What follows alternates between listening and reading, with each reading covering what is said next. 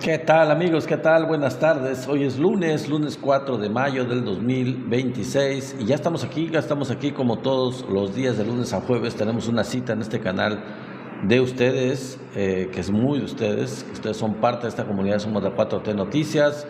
En este su canal tenemos la transmisión del día de hoy, nueva semana con mucha información nacional, información internacional, como tenemos acostumbrado. Por ahí se me quedó una noticia de la semana pasada que quería yo hacer un poquito de historia con esto del crimen organizado y la historia de en Cuba, para que veamos el antes y el después de la revolución cubana. Y bueno, vamos ya más adelante les voy a decir otros temas con los que vamos a continuar, pero ese tema se me quedó en el tintero.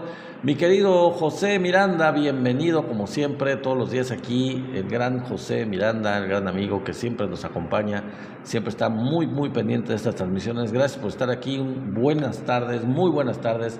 También saludamos a User4661, a Carlos Alberto, buenas tardes también, a José Guadalupe Magaña. Bienvenidos todos los que se están conectando, User4783, Víctor Pérez, gracias a todos los que están llegando, Les Bigodoy,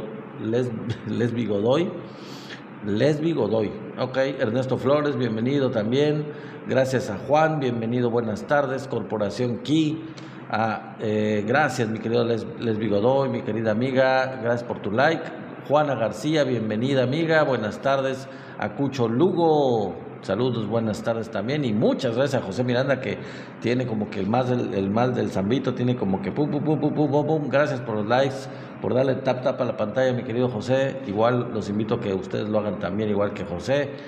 Techi, buenas tardes a Techi también, saludos a Sonia WM, a Marc Guanajuato, o JDTO, no sé si sea Guanajuato, yo sigo asumiendo que es Guanajuato, no lo sé, porque mi esposa viene de allá y mi cuñada, que ahorita está de visita también, proviene de allá de Guanajuato, vienen de allá de Guanajuato. Marc, mi querido Marc, saludos. Tengo un amigo que se llama Marc también, aunque no es de Guanajuato, él es de Inglaterra, aunque ya está vasqueño, ya es avecindado aquí, ya es completamente choco. Saludos también a Salvador Rivera, bienvenido. También saludamos a mi esposa Pilar Quiroz de Meseguer. Acá está mi esposa preciosa. Buenas tardes, bienvenido también User4900. Un saludo también a David Pérez, ya me quedé atrasado, ya estoy dándome a saludar. Jorge H, saludos, gracias por estar aquí, gracias a mi esposa por darle like al en vivo. Francisca Martí, User4900, Jesús Castro, a Guillo también un saludo, José Velázquez, gracias también a Mireya Pérez, al locutor. Muchas gracias por los likes de mi esposa, que ya se está también, igual que José Miranda, ya está así como que Gracias a Alicia Ramírez, gracias a Ledín Muñoz, a Omar, a Don Fleitas, también saludos a Mau 1333. Muchas gracias a todos los que se están conectando y seguimos saludándolos antes de darles el resumen de los temas que vamos a tocar el día de hoy. Mi querido Marco, bienvenido, el gran moderador de esta comunidad, de este canal. Un saludote y buenas tardes, mi querido Marco, el gran perteneciente a este canal, el gran participante, coordinador de este chat. Floro Miranda, bienvenido también, a Ramón Bravo también. Ramón Bravo se llama como el gran... No sé si a usted le tocó. Gracias, mi querido Marco, por el corazón. No sé si a usted les tocó, bueno, a mí sí, por mi edad. Yo creo que los jóvenes ya no lo saben, pero había un documentalista en los años 70, por ahí, más o menos, que a la par de Jacques Cousteau, este oceanógrafo francés, también había un mexicano que era buzo y tenía programas del mar. Tenía documentales en donde grababa especies marinas y todo eso, y como yo soy biólogo, pues eso me llamó la atención desde que estaba chico. Así que me dediqué a estudiar eso porque me gustó los documentales de la naturaleza, sobre todo los de Jacques Cousteau y bueno, también los de Ramón Bravo. Alicia Ramírez, saludos a Omar, saludos a Don Fleites, creo que les había saludado, a Floro Miranda, Mau 1333, Ramón Bravo ya había dicho, Lucía García, Carmen Márquez. Un saludo también a Concepción Mendo, también a Gertrudis Nieve, un saludo a todos los que están conectándose, Hockey, también un saludo a Gato Negro, mi querido Gato Negro, bienvenido como siempre, aquí estás, mi querida Marcela Marín 500, bienvenida también como siempre, Elías Sánchez 91, gracias, Gracias a todos los que están llegando, a Osman Kamei, un saludo también. ¿Quién más está por aquí llegando? Juan, Israel, Severo Israel, Galo Herrera 725, José Fernández, Anselmo 2749, y mi querida Marcela Marín es una gran espectadora habitual y una estrella emergente. Ya eres mucho más que esto, mi querida Marcela Marín, mucho más que una estrella emergente. Espero que estés suscrita, me imagino que sí, al canal de YouTube, y todos los que no, aprovecho la ocasión. Ave Acuario, por ejemplo, a ti también, y a María del Carmen, a Ultron, a Osman Kamei, a todos los demás que se están conectando y que no lo han hecho por alguna razón, no se han suscrito al canal de YouTube. Vayan, dense una vuelta por el canal de YouTube cuando tengan oportunidad, cuando ustedes quieran, en el momento que ustedes tengan libre, y suscríbanse, por favor, porque por eso, pues, con eso aumentamos el número de suscriptores y llegamos a la meta, que estamos poquito cerca de la meta, así que ojalá nos apoyen por ese lado. Gracias por darnos like a todos ustedes, gracias por compartir este en vivo. En todo momento les diré, es bueno que compartan este en vivo con más gente para que la información llegue precisamente a más gente y pues que todos estén enterados, y les digo gracias. Por ahí hay una meta de regalos también, que por ahí mi amigo Marco ya empezó a darme sus regalos, como siempre el gran Marco, muy amable con nosotros, que siempre nos da regalitos. Y bueno, pues vámonos porque los temas son bastantes y yo creo que no me va a dar tiempo el día de hoy de cubrirlos todos, pero pues tenemos para continuar el día de mañana. Así que se los voy a relatar y vamos a ver hasta dónde llegamos el día de hoy, ¿les parece? Vamos a ver hasta dónde llegamos de los temas que tenemos pendientes, a dónde llegamos el día de hoy. Lourdes Tirado, bienvenida amiga. Anselmo 2749, Mariluz, también Lisi. Bueno, en fin, ya estamos un poquito fuera del tiempo, así que vámonos para empezar con el resumen de los temas. Bueno, en principio vamos a hacer un poco de historia relacionada con Cuba. ¿Sabían ustedes que antes de 1959 Cuba era el paraíso del crimen organizado? Bueno, si no lo sabían, quédense porque les vamos a narrar qué era Cuba. Antonio Sotelo, bienvenido, buenas tardes.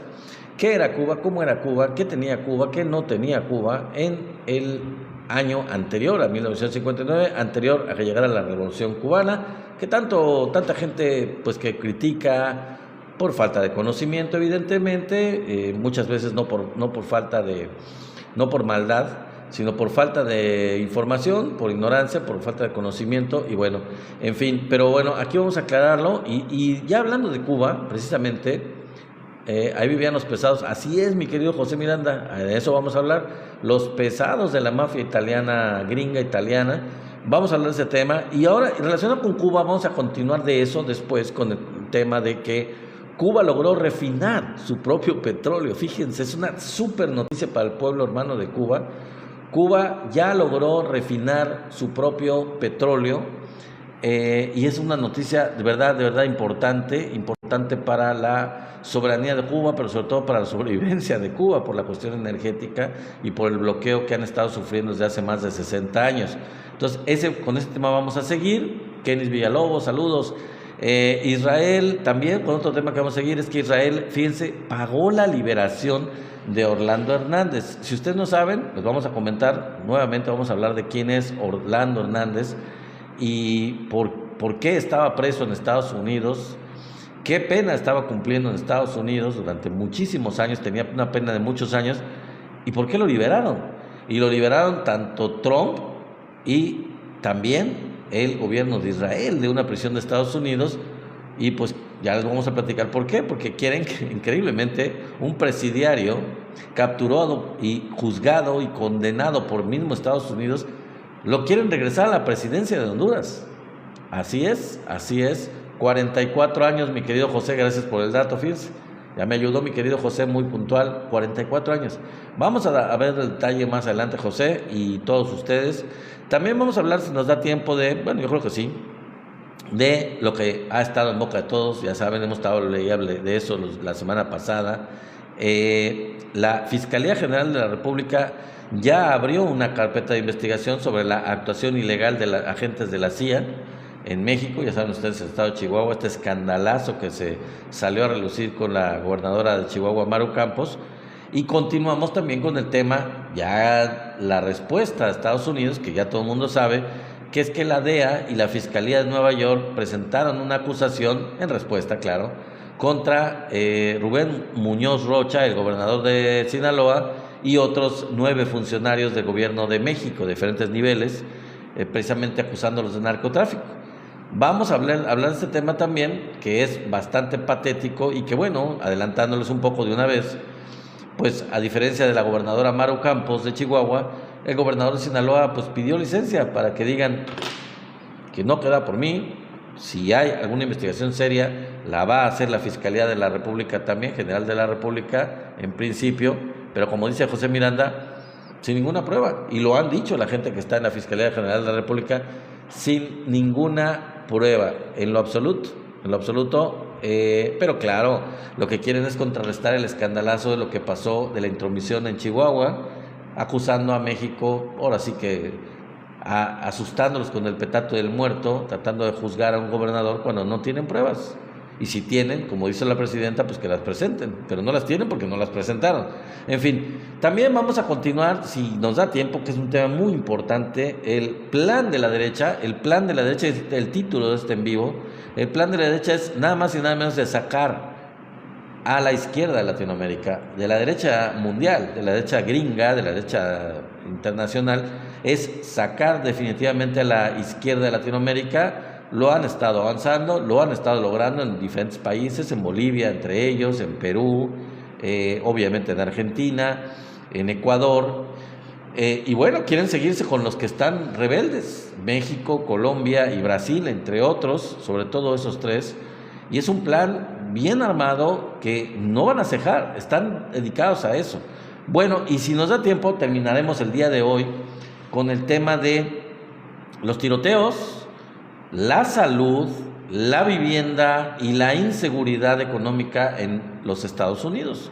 Digo, para que veamos de qué cuero salen más correas, ¿se dice el dicho? Sí, de qué cuero salen más correas, porque pues eso como para andar dando ejemplos a ese país de las oportunidades, ese sueño americano, no están como para andar dando ejemplos ni lecciones absolutamente a nadie, sobre todo ahorita. Pero a lo largo de la historia es un país de mucha inequidad, de mucha desigualdad, y esto se ha venido acrecentando, ha venido empeorando en los últimos tiempos.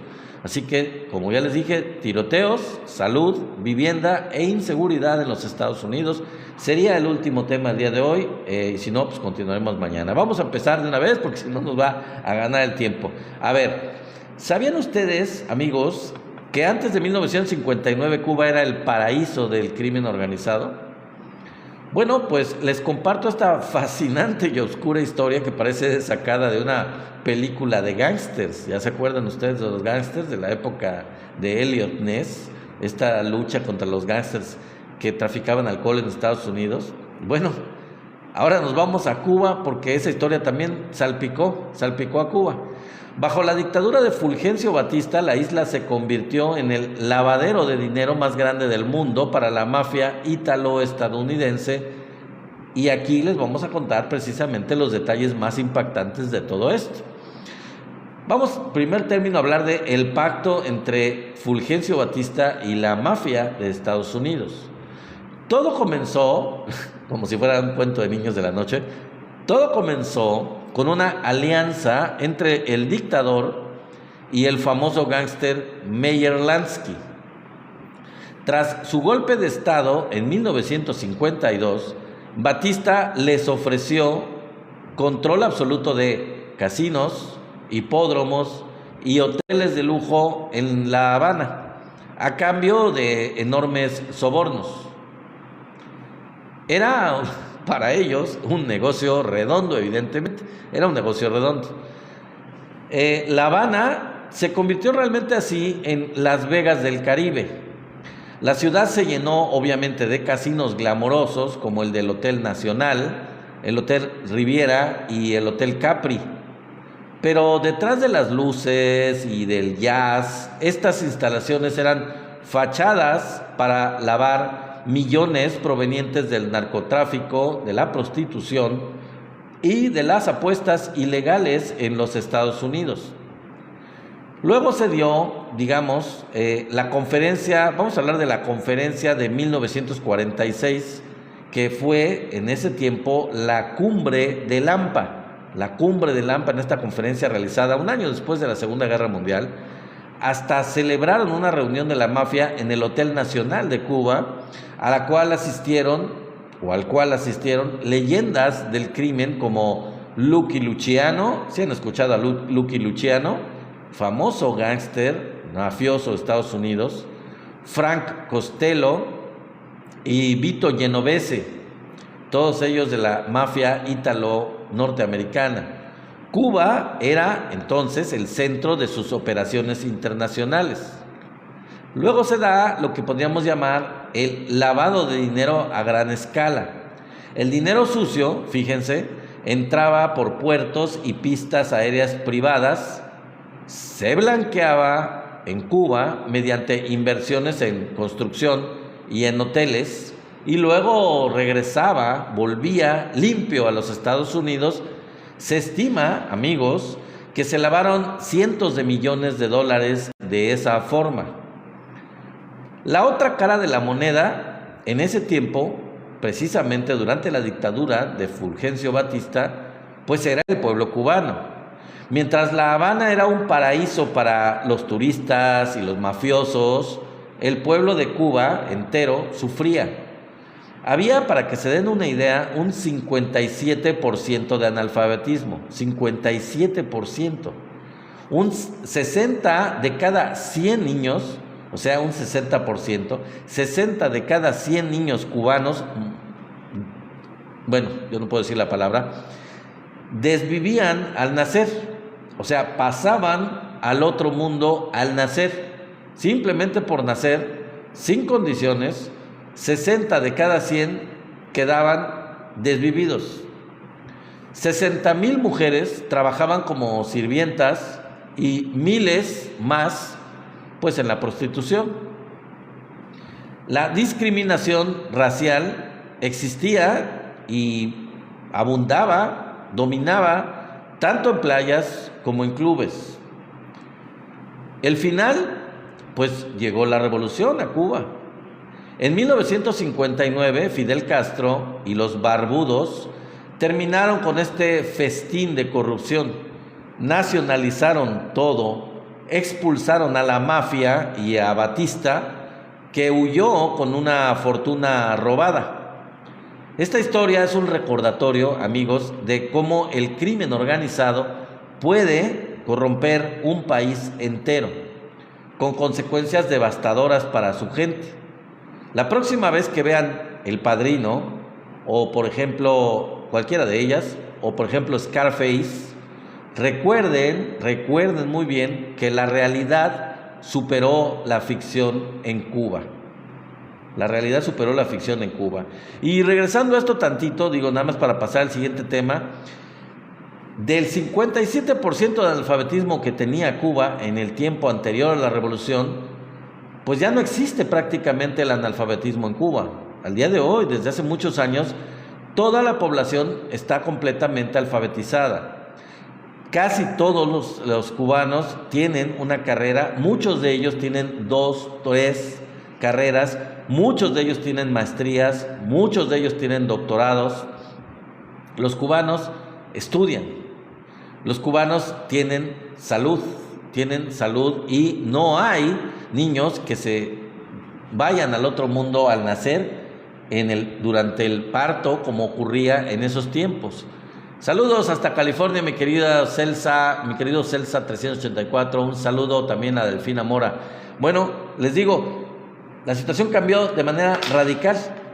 Cuba conquistó derechos sociales como la educación, como la salud y como otras más, a pesar de un bloqueo infame, criminal, que debería de castigarse internacionalmente como un genocidio programado, como un crimen de lesa humanidad, porque es una actitud de guerra medieval, que no es en ningún grado, no es algo que el derecho internacional debería de permitir. En fin, vámonos con el siguiente tema porque si no se nos va a ir el tiempo, ya son 10 para las 7.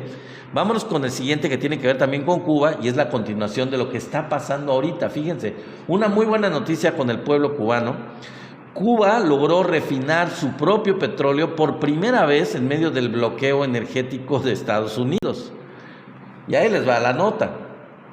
Cuba logró refinar por primera vez su propio crudo pesado en medio del endurecimiento de restricciones energéticas externas, en un hecho que marca un avance técnico en la industria petrolera de la isla ante el bloqueo impuesto por Estados Unidos.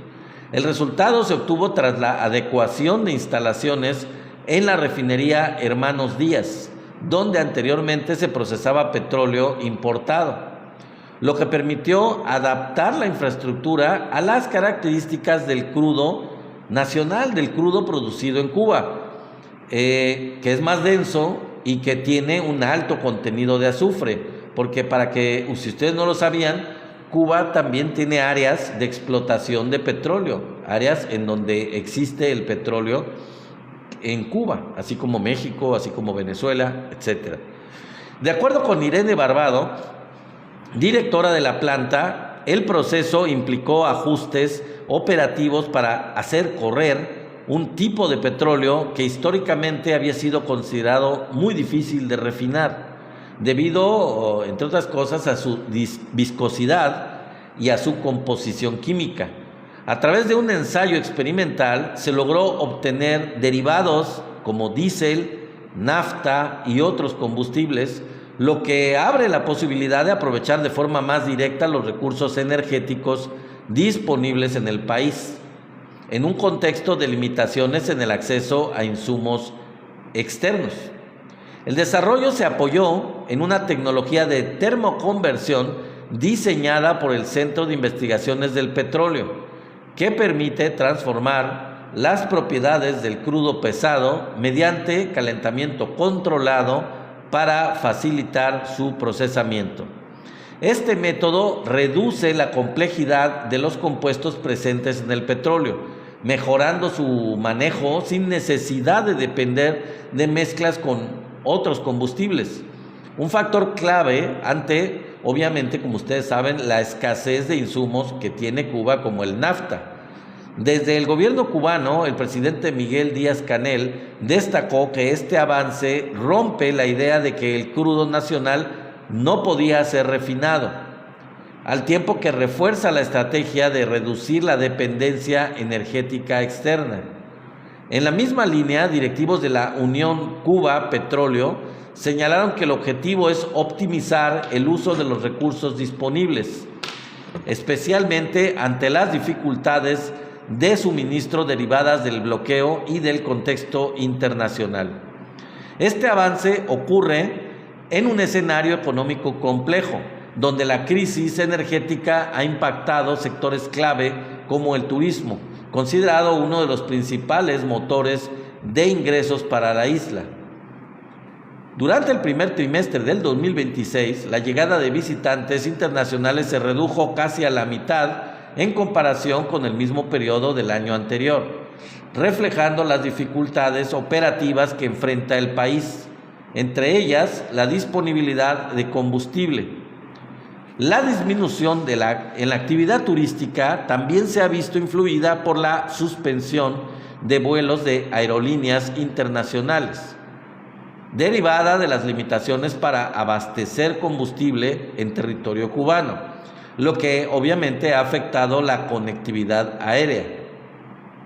En este contexto, la apuesta por el desarrollo de capacidades internas para refinar petróleo se presenta a los cubanos como una alternativa para mitigar los efectos del entorno externo, mientras que el país avanza en la diversificación energética con fuentes renovables. En fin, pues muy buena noticia, de verdad, una felicitación al pueblo cubano. Nos da muchísimo gusto porque pues están siendo objetos de un crimen internacional y es algo que hay que seguir diciendo, hay que seguir protestando, hay que seguir levantando la voz porque no es humano. Lo que se está haciendo con el pueblo cubano no es humano y no va a lograr absolutamente nada. Si pretenden los Estados Unidos y los gusanos de Florida que la revolución fracase, que el gobierno cubano cese de gobernar ese país y que puedan ellos entrar como por su casa a volver a Cuba nuevamente como un gigantesco casino y prostíbulo, están muy equivocados, porque el pueblo cubano no lo va a permitir, no lo permitió en Bahía de Cochinos y no va a volver a pasar, no lo van a poder hacer. Y mucha gente a nivel mundial se va a oponer también. En fin, es inhumano y es brutal, tienes toda la razón, mi querido gato negro, es inhumano y brutal. Bueno, vamos con el siguiente tema, porque si no se nos va a ir el tiempo. A ver, algunos audios revelan que Israel pagó la liberación de Juan Orlando Hernández y que Trump lo está ayudando a regresar nada más y nada menos que a la presidencia de Honduras.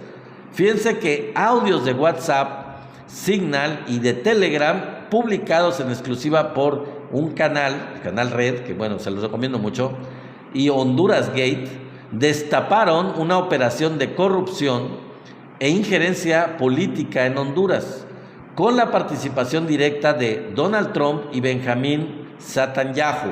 Estados Unidos e Israel, a través del expresidente indultado Juan Orlando Hernández, pretenden la construcción de una nueva base militar, que Honduras diseñe una ley a su medida para incentivar la inversión de inteligencia artificial, así como también dominar las conocidas como zonas de empleo y desarrollo económico, es decir, colonizar a Honduras.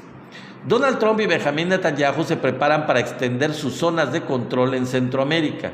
Su puerta de acceso en esta ocasión es Honduras, donde el expresidente Juan Orlando Hernández, sentenciado por narcotráfico a 45 años de prisión, por ahí me dijo, creo que José Miranda o alguien más, de 44, bueno, aquí la nota, amigo, me dice 45, como sea. Él estaba sentenciado por narcotráfico en los Estados Unidos a 45 años de prisión en una corte de Estados Unidos, y después fue nada más y nada menos que indultado por Donald Trump. Pues no que les preocupa mucho el narco, no que están luchando contra el narco, no que quieren invadir países por culpa del narco, que quieren bombardearlos, no que bombardearon lanchas de pescadores en Venezuela porque traficaban con sustancias a Estados Unidos, según ellos. Y a pesar de eso, a un presidiario acusado, condenado por narcotráfico a 45 años de prisión, expresidente de Honduras y preso por ese motivo, lo indulta Donald Trump. Lo indultó Donald Trump. Entonces, se teje afanosamente una red de corrupción para eliminar cualquier resistencia. La trama de todo esto que les estoy contando involucra también al actual presidente Nasri Asfura, al presidente del Congreso Nacional, Tomás Zambrano, a la consejera nacional electoral, Cosette López Osorio, y a la vicepresidenta María Antonieta Mejía. Todos ellos aparecen en una serie de audios de WhatsApp, Signal y Telegram, obtenidos en exclusiva por el canal Red que les estoy comentando y por Honduras Gate, que destaparon una operación de injerencia política y de corrupción de proporciones históricas, que incluye el retorno, nada más y nada menos que el retorno de Hernández a la presidencia de Honduras con el apoyo de Trump y financiamiento israelí. El plan es muy simple: ceder a Estados Unidos e Israel el control de las zonas de desarrollo, una base militar estadounidense y el desarrollo legislativo de un entorno jurídico favorable a las empresas de inteligencia artificial de Estados Unidos y de Israel.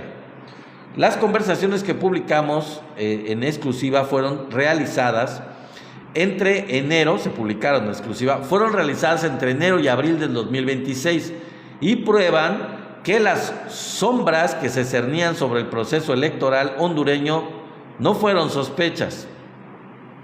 La telaraña del poder, la operación de Trump e Israel y Netanyahu para controlar a Honduras, y Juan Orlando Hernández también. La trama que revelan los audios tiene un fin último: garantizar el regreso de Juan Orlando Hernández a la presidencia de Honduras en las próximas elecciones. Según se escucha en las conversaciones filtradas, el exmandatario no solo planea su retorno físico al país, una vez que se anulen todos los procesos judiciales en su contra, sino que ya negocia con Nasri Asfura una sucesión pactada. Bajo este esquema, Asfura sería un presidente de transición que le allanaría el camino para que Hernández se postule nuevamente en el siguiente ciclo electoral. Buenas noches, mi querida, soy la Jarochita, querida amiga. De concretarse esto que les digo, Hernández se convertiría en el principal operador político de Donald Trump y del lobby israelí en la región, un encargado de convertir a Honduras en una zona estratégica de operaciones militares, logísticas y económicas para los intereses de Estados Unidos, replicando el modelo de las bases de Palmerola y las sedes, pero con un poder aún más concentrado. No se trataría solo de una restauración personal del poder, sino de la conversión total del territorio hondureño en un enclave geopolítico fundamental para los intereses norteamericanos frente a China y a otras potencias en América Latina.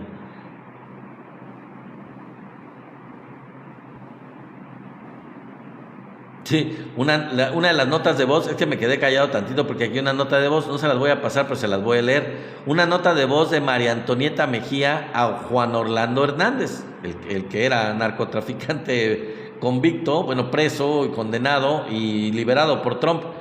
Esta señora María Antonieta Mejía conversa con Juan Orlando Hernández en una nota de voz en donde le dice: bueno, estamos listos, 4 años más, desde ya hay que irlo diciendo de nuevo. La gente quiere al presidente Juan Orlando, lo necesitan en Honduras. Son centenares de personas, miles, millones que quieren que Juan Orlando regrese. Bueno, eso dice ella, ¿no? Así que, presidente, cuente con nuestro apoyo. Claro, me imagino. Las pasadas elecciones presidenciales del 30 de noviembre de 2025 en Honduras estuvieron contaminadas por una serie de irregularidades: el conteo de votos, los resultados tardíos, las campañas sucias y sobre todo la injerencia de los Estados Unidos despertaron dudas sobre la legitimidad del proceso. Bueno, no despertaron dudas, fue un fraude orquestado por Estados Unidos. Ya, listo. Horas antes de las elecciones del 30 de noviembre de 2025, el presidente Donald Trump anunció a través de su red social que indultaría a Juan Orlando Hernández, condenado en 2024 a 45 años de prisión por conspirar para importar cocaína a Estados Unidos y por haber recibido dinero del Chapo para financiar fraudes electorales. Los fiscales neoyorquinos habían calificado a Honduras como un narcoestado. ¿Les suena conocido? Durante su mandato, mientras que Juan Orlando era sindicado de aceptar millones en sobornos de cárteles para protegerlos de la ley. En ese mismo anuncio, Trump respaldaba explícitamente al candidato del Partido Nacional de Honduras, Nasri Tito Asfura, amenazando con cortar la ayuda si no resultaba electo. Lo que parecía un apoyo político encubría un acuerdo más siniestro: el retorno de Juan Orlando para el control económico y militar de Honduras. Y aquí hay otra nota de voz, no se las voy a poner porque no se escucha bien, pero es una nota de voz de Juan Orlando Hernández. Él dice: el dinero del indulto ni siquiera salió de ustedes, repite, salió de una junta de rabinos. Una junta de rabinos, ¿les suena? Y de una gente que apoyaba a Israel y ellos habían apoyado en un pasado a Yanni Rosenthal, no sé quién sea, pero debe ser un judío. La operación Retorno. Los audios filtrados a Canal Red revelan que el indulto fue gestionado mediante un intenso lobby liderado por Roger Stone y la bancada republicana en Estados Unidos, con el apoyo del primer ministro israelí, Benjamín Netanyahu. Según las conversaciones filtradas, el regreso del exmandatario a Honduras, la operación logística y su próxima candidatura presidencial estarían financiados en su totalidad por Israel. De hecho, ahí lo está diciendo en esa grabación, una llamada del mismo Juan Orlando Hernández.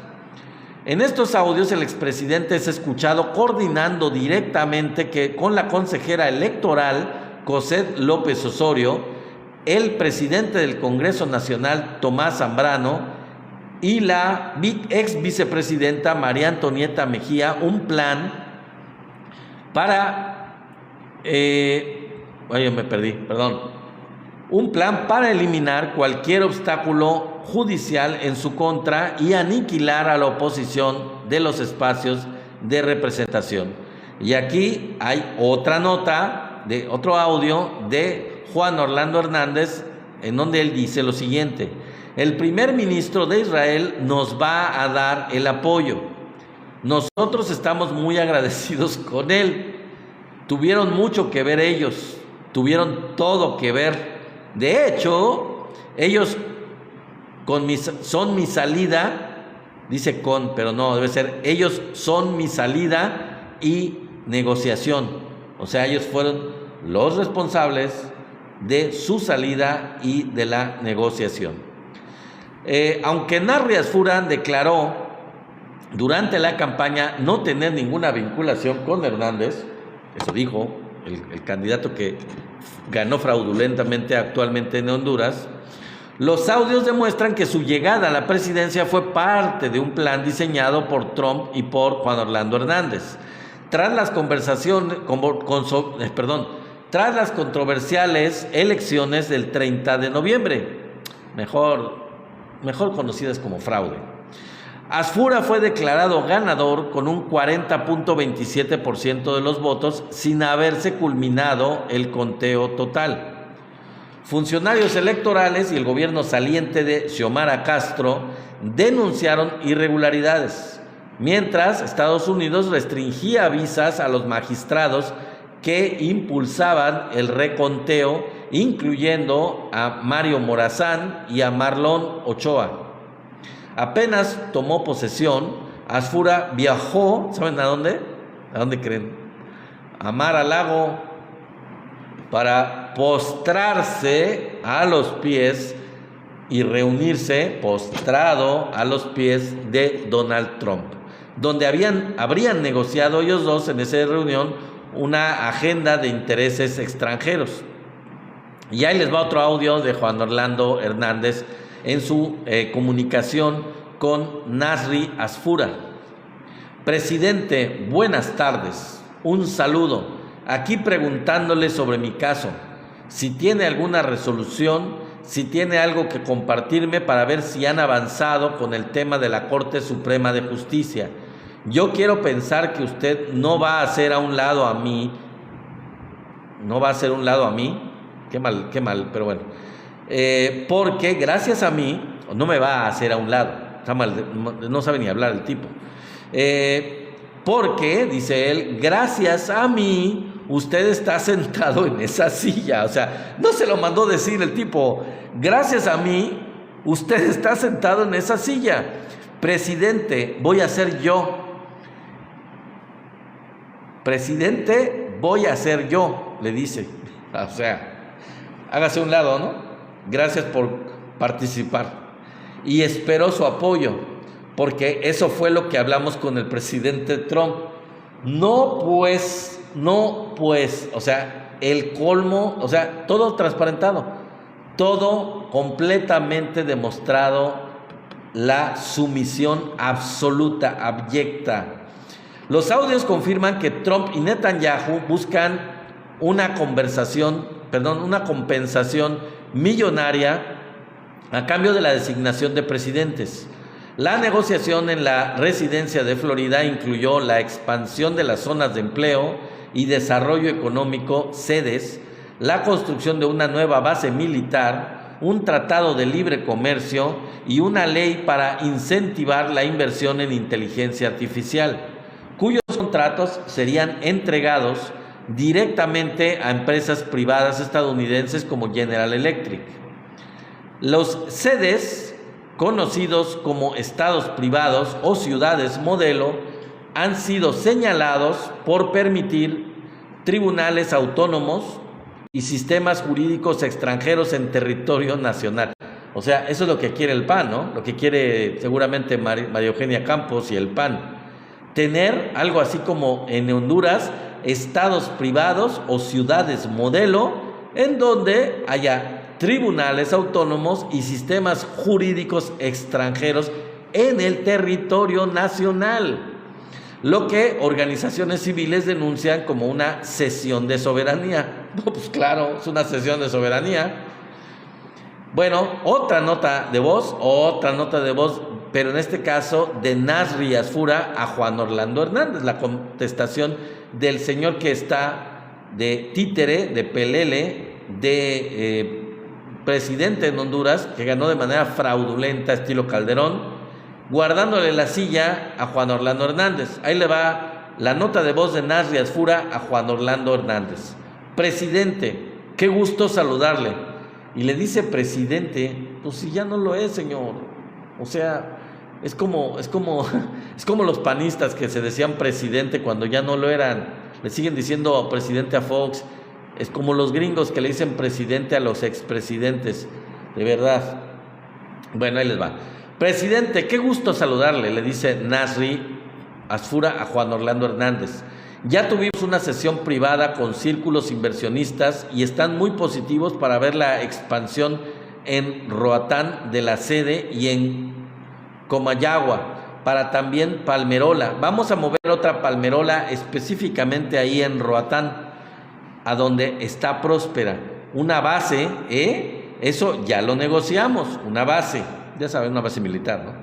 También el interoceánico, se lo vamos a entregar a General Electric. O sea, aquí el interoceánico lo hace la Secretaría de Marina, el Ejército, la Guardia, el Gobierno de México. Allá se lo vamos a entregar a General Electric. ¿Cómo ven? Más puro estilo pro gringo de Milei y del otro de Salvador. El principal operador de esta red es Juan Orlando Hernández. Los audios evidencian cómo da órdenes directas a Tomás Zambrano, presidente del Congreso Nacional, para que anule la coordinación con el presidente electo Asfura y acelere los juicios políticos a actores políticos que denunciaron las irregularidades electorales. Imagínense, todavía más grave, Pero también quienes tendrían poder de mantener los juicios al señor Juan Orlando Hernández, o sea, deshacerse de los que le están llevando juicios en su contra. O sea, no confía mucho en Asfura, se va por la libre, se va por otro lado para presionar y lograr que se le exculpe y no tener problemas en su regreso a Honduras. La coordinación política para la implementación del lawfare se evidencia cuando, bajo presión de la consejera Cosette López, el Congreso actuó para la destitución de los políticos.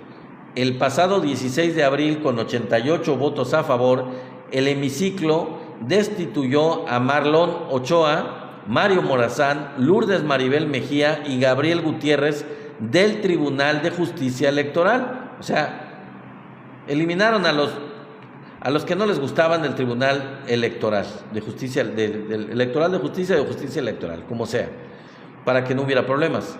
Anteriormente, el 25 de marzo, la purga había alcanzado al fiscal general Yogel Zelaya y la renuncia bajo coacción de la presidenta de la Corte Suprema, Rebeca Raquel Obando. Ahí sí, duro y a la cabeza, hicieron que todos los que estorbaban, pues los renunciaran, los obligaran, los sacaran, se deshicieran de ellos. Ahí les va otra nota, porque todavía no termino, son muchas notas. La sexta nota, que es de Juan Orlando Hernández a Tomás Zambrano, que es de lo que estábamos hablando. Seguí mis consejos pero entendé, es que es hondureño, ¿no? Tenés que recuperar todo el poder y lo vas a hacer vos, porque el presidente no lo va a hacer.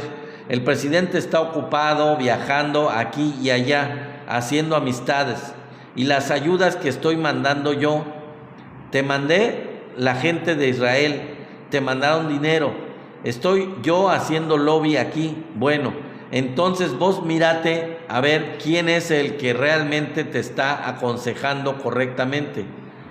Él no es político, papá, él es popular, pero no es político. O sea, hablando en contra del presidente en funciones y yéndose por la libre con otro aliado para brincárselo. No le tiene mucha confianza que sea su pelele, su títere, aunque sí lo es, pero bueno, por si las dudas. Este caso que sacude los cimientos de la democracia hondureña, bueno, de lo que ya no es evidentemente democracia en lo absoluto, pobres de los que tenían a la presidenta anterior, destruyeron al país ahora actualmente con este fraude que le hicieron al pueblo hondureño. Este caso expone una peligrosa trama donde el poder económico y político transnacional se impone sobre la voluntad popular. Honduras enfrenta ahora la urgencia de investigar estas filtraciones y evitar que el regreso de Juan Orlando Hernández consolide una dictadura financiada por intereses extranjeros que buscan convertir al país en un enclave de control geopolítico. Y ahí les va la última nota, porque todavía me alcanza para una más. Creo que ya no voy a poder seguir con los temas que me faltaban, pero ahí les va otra nota, de voz de Juan Orlando Hernández. No sé hacia quién va, pero es una nota de Juan Orlando Hernández. Ahí les va. Mucho se preocupa, todo va a estar bien, vamos a estar bien. Juan Orlando regresa pronto, excelentes noticias, good news. Juan Orlando is coming back for presidency, guárdenselo. Ay, qué tristeza me da por el pueblo de Honduras, qué coraje, qué impotencia, qué tristeza. Pues estos son los audios que comprueban que el Honduras Gate pues se puede extender a otros países como a México y Colombia, o al menos ese es el plan. Así que ya con lo que vimos en Chihuahua, está el plan, está armado el plan. Y bueno, yo creo que no me va a dar tiempo, me quedan por ahí de 10 minutos, 13 minutos, déjenme ver, a ver qué es lo que me va a dar tiempo de decirles. Pues podría aventarme lo de los tiroteos y este tipo de cosas rapidito, ¿les parece? Vamos a hablar de la situación de Estados Unidos muy rápido donde vamos a ir con los tiroteos, la salud, la vivienda y la inseguridad económica en los Estados Unidos, para que vean, para que conozcan, para que se enteren. Estados Unidos registra un promedio alarmante de casi 2 tiroteos masivos por día, 2 por día, con más de 600 incidentes anuales en los últimos años, según el Gun Violence Archive, definidos como 4 personas heridas o desvividas. Además, se estima que alrededor de 120 personas quedan desvividas diariamente por violencia armada en general, independientemente de los tiroteos. De violencia armada, no tiroteos, pero de violencia armada. 120 personas se pasan al lado, a la otra vida, diariamente por violencia armada. Algunos datos clave sobre los tiroteos en Estados Unidos. Los tiroteos masivos del 2023 al 2024. En 2023 se registraron más de 650 incidentes. A principios del 2024 la tendencia continuaba con cientos de casos en los primeros meses, consolidando un promedio cercano, como ya les dije, a 2 por día. La definición: el archivo de violencia armada, que así se llama, por sus siglas en inglés, así es, ya se los dije cómo se llama. El archivo de violencia armada define en Estados Unidos un tiroteo masivo como un incidente en el que 4 o más personas resultan heridas o desvividas sin incluir al atacante. Bueno, habría que ver, porque si no se incluye al atacante, ¿eso no es un tiroteo masivo? Y si son menos heridos o desvividos, ¿no es un tiroteo masivo? Bueno, por eso les digo que el dato general son 120 personas diarias por el uso de armas, simplemente por ese tipo de cuestiones de usos de armas, diario. Violencia armada total. Más allá de los tiroteos masivos, al menos 54 desvivimientos, podemos decirlo, desvivimientos con armas de estas ocurren diariamente en el país, 54 desvivimientos. La tendencia histórica, bueno, los tiroteos masivos han aumentado significativamente, triplicándose desde el año 2011. O sea, desde 2011 se han triplicado los tiroteos masivos. Es importante notar que estas cifras pueden variar según la fuente y la definición exacta de lo que es tiroteo masivo utilizada, pero más o menos para que se den una idea. Por aquellos que decían de lo de Teotihuacán y todo, no, o sea, estábamos hablando de otra cosa. Aquí no hay tanta disponibilidad de armas y esa es la diferencia, entre otras cosas. Bueno, la salud. A principios del 2026, la cifra de estadounidenses sin seguro médico se sitúa en torno a los 27 millones de personas. 27 millones de personas no tienen seguro médico, aproximadamente el 8 al 10% de la población total del país. Una cifra que está aumentando debido a los cambios en las políticas de salud, de las cuales ya hemos hablado, las cancelaciones de los apoyos del Medicare y del Medicaid.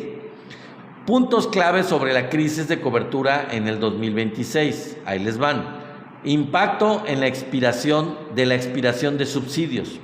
La terminación de los subsidios mejorados de la ley de cuidado de salud a bajo precio, el Obamacare, a finales del 2025, ha provocado que millones de personas enfrenten primas mucho más altas, llevando a que cerca de 2 millones de personas hayan perdido su seguro o decidido no renovarlo a principios de este año, de 2026.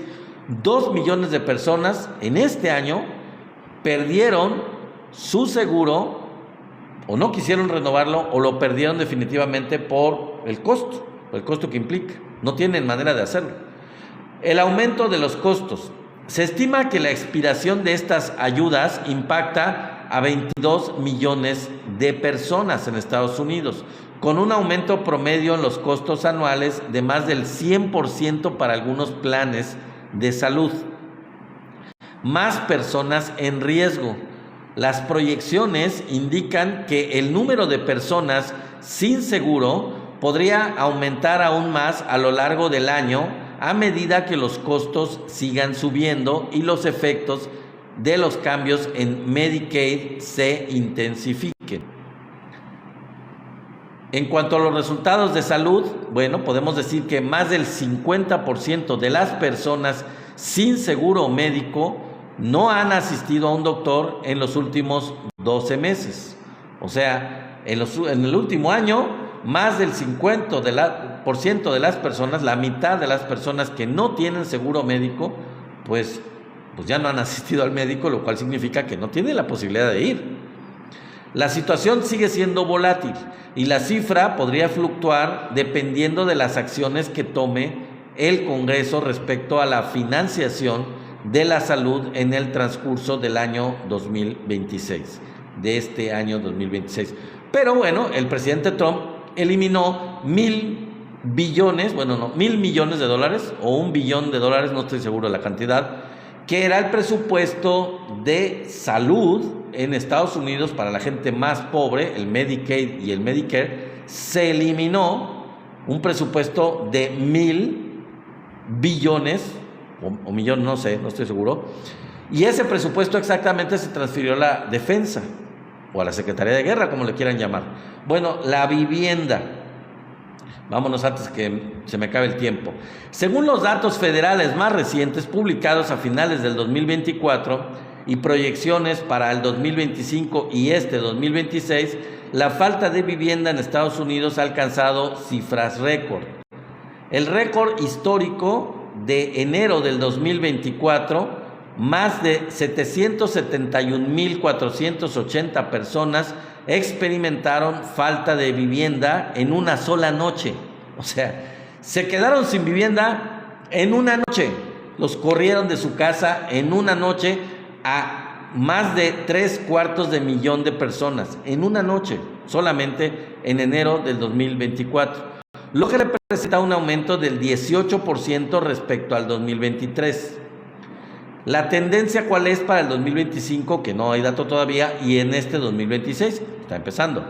El análisis preliminar de 2025 indica una posible estabilización con una ligera disminución del 2 al 3% en comparación con 2024, proyectando cerca de 755,000 personas sin hogar. O sea, de todas formas, 250,000 de personas sin hogar. Una cifra que, aunque inferior al récord, que ya les dije, por 20,000 personas más o menos, sigue siendo históricamente alta.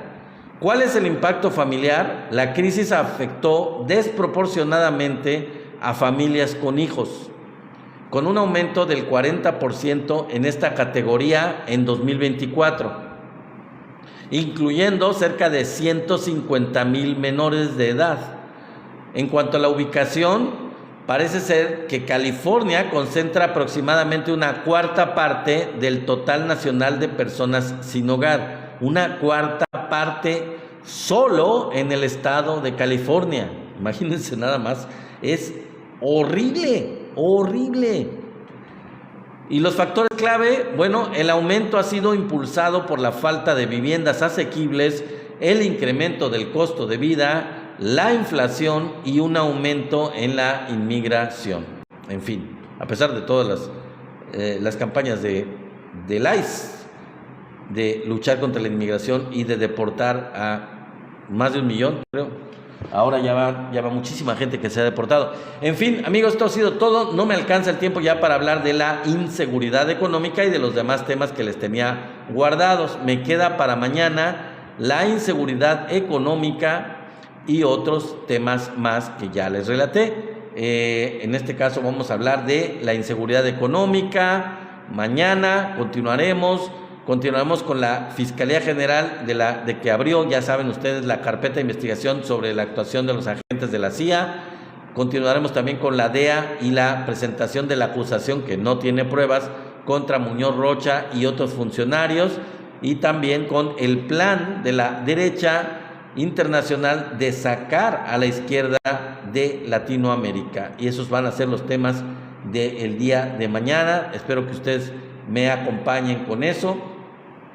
También vamos a ver un poco más a detalle también, yo creo mañana, con un análisis de, a ver, déjenme ver, no, yo creo que sí, con un análisis de la CNN, que es un canal norteamericano, del número de personas sin hogar en 2024, que ya les platiqué un poquito de eso, pero lo vamos a ver un poco más detallado mañana. Vamos a ver si lo vemos también, es el mismo dato que les di, nada más que un poco más detallado, si nos da tiempo, lo dejamos al final.